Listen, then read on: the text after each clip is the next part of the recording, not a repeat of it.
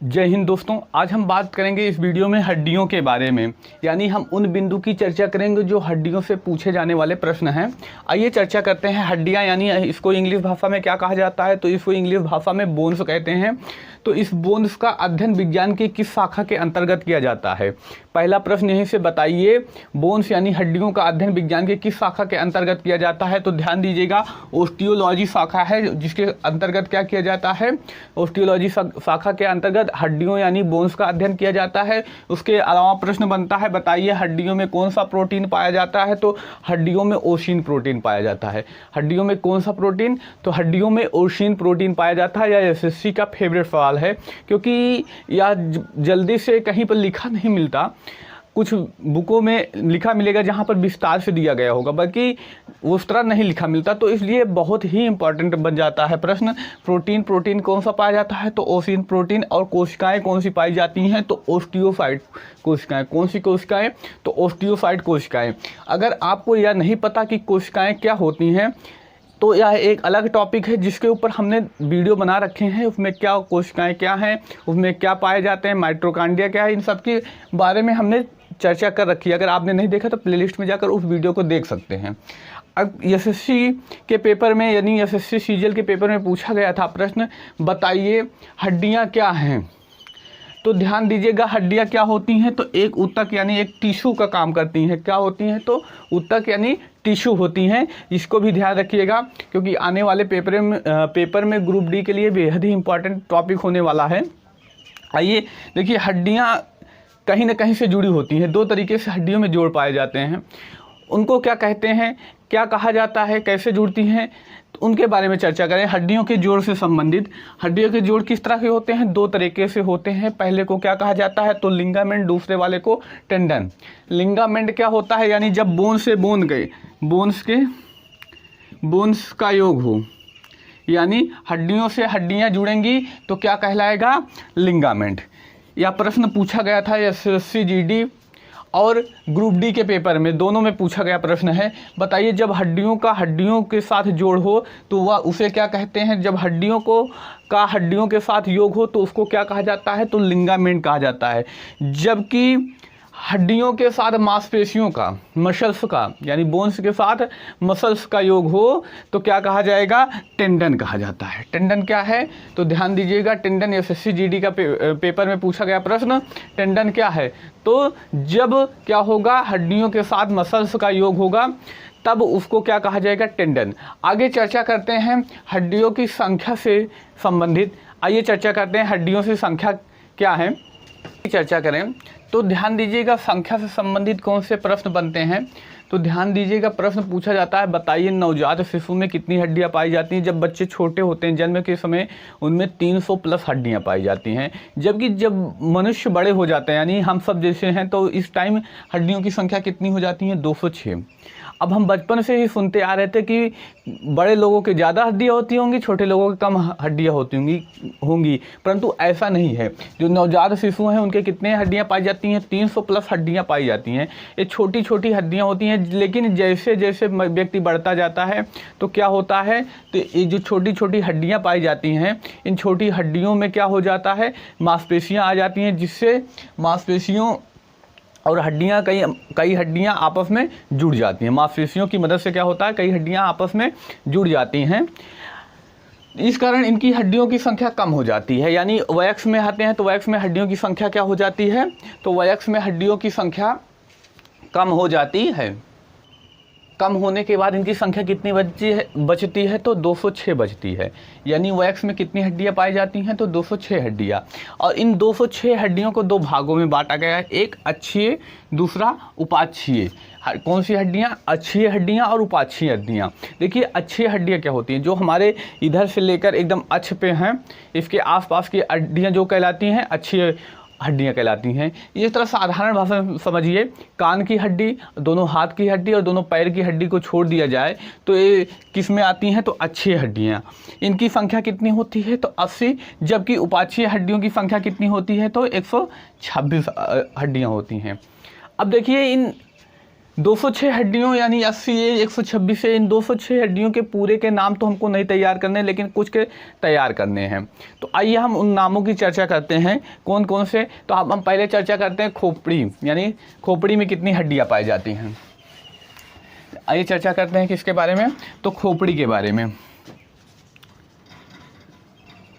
खोपड़ी के बारे में, खोपड़ी में कितनी हड्डियां पाई जाती हैं, तो 29 हड्डियां पाई जाती हैं। कितनी हड्डियां, तो 29, यानी इस वाले हिस्से से ऊपर कितनी हड्डियां पाई जाएंगी, तो 29 हड्डियां पाई जाएंगी। जिनमें से कान में पाई जाती हैं, एक कान में 3 हड्डी, तो 2 कान में कितनी हो जाएंगी, तो इन दोनों 6 हड्डी। और इन्हीं 6 हड्डियों में ध्यान दीजिएगा, इन्हीं 6 हड्डियों में एक स्टेपीज नाम के से हड्डी पाई जाती है। किस नाम से, तो स्टेपीज नाम से, स्टेपीज हड्डी। इन्हीं 6 हड्डियों में क्या होता है, एक ऐसी हड्डी पाई जाती है जिसको क्या कहा जाता है, स्टेपीज हड्डी। कौन सी हड्डी, तो स्टेपीज हड्डी। इसकी खासियत क्या है, तो यह मानव की सबसे छोटी हड्डी है। मानव शरीर की सबसे छोटी हड्डी क्या है, तो स्टेपीज हड्डी। मानव शरीर की सबसे छोटी,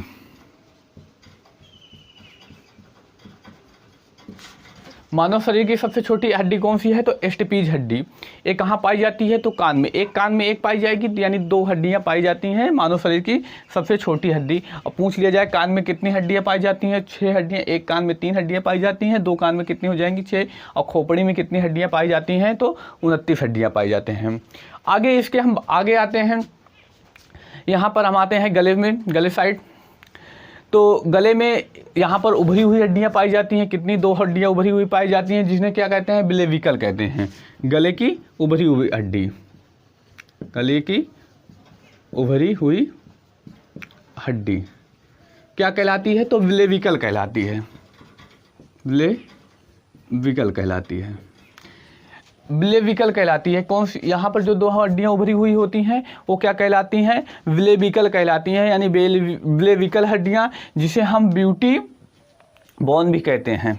जिसे क्या कहा जाता है, ब्यूटी बोन।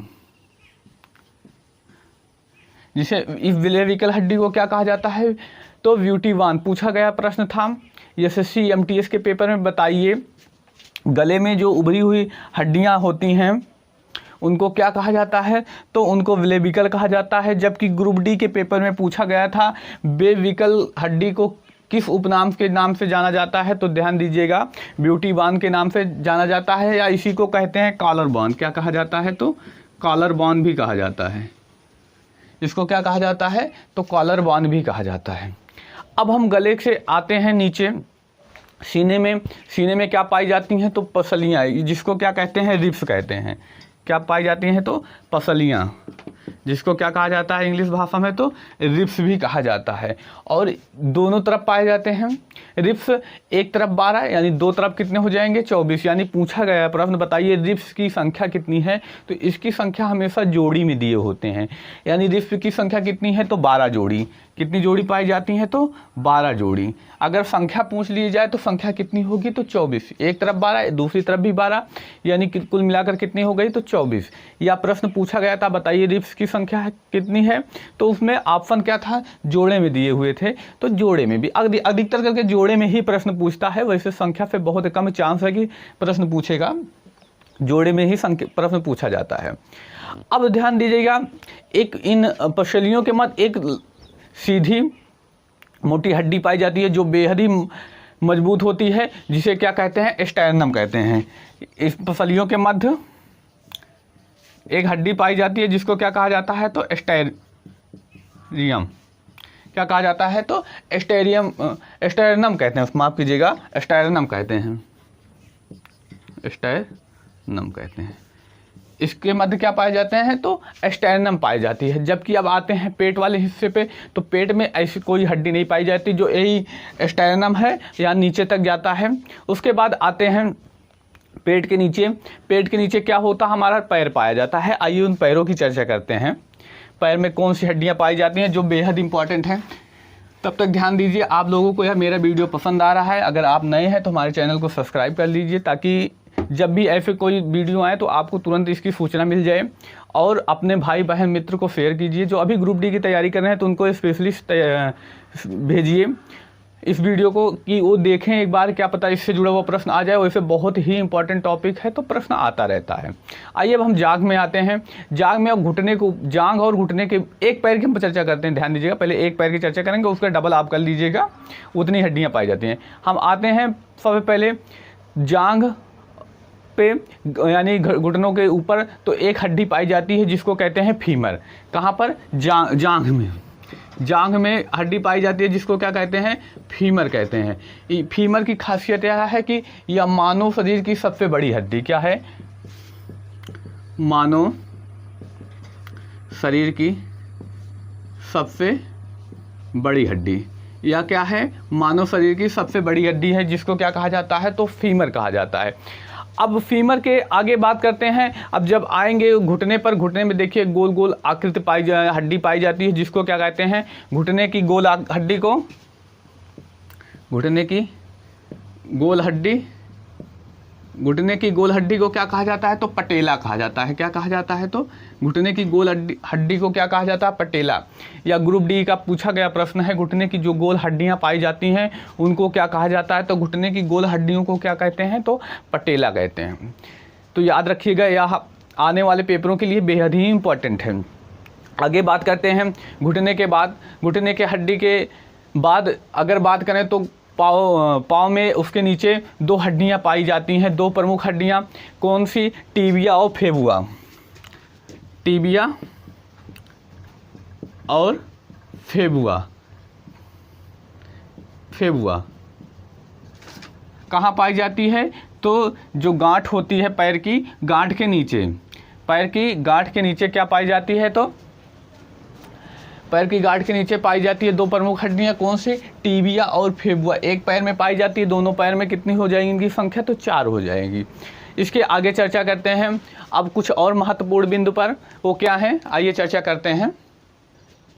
आगे बात करते हैं कलाई की हड्डी में। देखिए कलाई जो है यहाँ पर क्या पाया जाता है? तो यहाँ की हड्डी को कालपस कहते हैं। क्या कहते हैं? इस कलाई की हड्डी को कालपस कहते हैं। एक हाथ में यहाँ पर 8 हड्डियाँ पाई जाती हैं। प्रश्न पूछा गया था, बताइए कालपस में कितनी हड्डियाँ पाई जाती हैं? तो एक हाथ में 8, दोनों हाथ में कितनी हो जाएंगी? 16 हड्डियाँ। यानी कालपस में कितनी हड्डियाँ पाई जाती हैं? तो 16 हड्डियाँ। उसके आगे बात करते हैं, देखिए कालपस में कितनी हड्डियाँ? 16। उसके आगे हाथ बात करें हम हथेली पे, हथेली में देखिए एक अंगुली की हम बात करें, एक अंगुली में कितनी हड्डियाँ पाई जाएंगी? 2 जगह से मुड़ती है, जो 2 जगह से कम मुड़ेगी जब 3 जोड़ इसमें होंगे। तो यानी जब 3 हड्डियाँ पाई जाएंगी तभी 2 जगह से मुड़ेगी। यानी एक अंगुली में कितनी हड्डियाँ? तो 3, तो 4 अंगुली में कितनी हो जाएंगी? 12। यानी 4 अंगुली में 12। अंगूठा कितनी जगह से? एक जगह से मुड़ता है, तो कितनी हड्डियाँ? 2। और 5 अन्य पाई जाती हैं। अन्य कौन? देखिए ये जो हड्डियां हैं हाथों की, हाथों को कालपस से जोड़ने के लिए, यहाँ से कलाई से जोड़ने के लिए एक 5 के 5 आई होती हैं। इन 5 को क्या कहा जाए? 5 हड्डियां होती हैं। कुल मिलाकर कितने हो जाए? 12 2 14 और 14 5 19। यानी कुल कितने हड्डियां होती हैं हथेली में? और ध्यान दीजिएगा, इसी हथेली को अगर हम इस चेहरे पे लगाएं तो ये हथेली में कितनी हड्डियां? 14 पे लगाएं तो क्या होगा? यहाँ पर कितनी हड्डियाँ हो जाएंगी? तो चेहरे पर कितनी हड्डियाँ होंगी? तो 14 हड्डियाँ ही होंगी। यानी हमारा हाथ इधर टच करेगा तो जितनी हड्डियाँ किसमें? हाथ में, तो उतनी हड्डियाँ कहाँ पर पाई जाएंगी? तो चेहरे में पाई जाएंगी। यानी चेहरे में कुल कितनी हड्डियाँ पाई जाती हैं? तो 14 हड्डियाँ पाई जाती हैं। और हाथ का जो ऊपरी भाग होता है क्या कहलाता है? ह्यूमरस। क्या कहलाता है? तो ह्यूमरस। ये भी प्रश्न पूछा गया था, हाथ के ऊपरी भाग को क्या कहते हैं? तो ह्यूमरस। तो आगे बात करते हैं कंधे।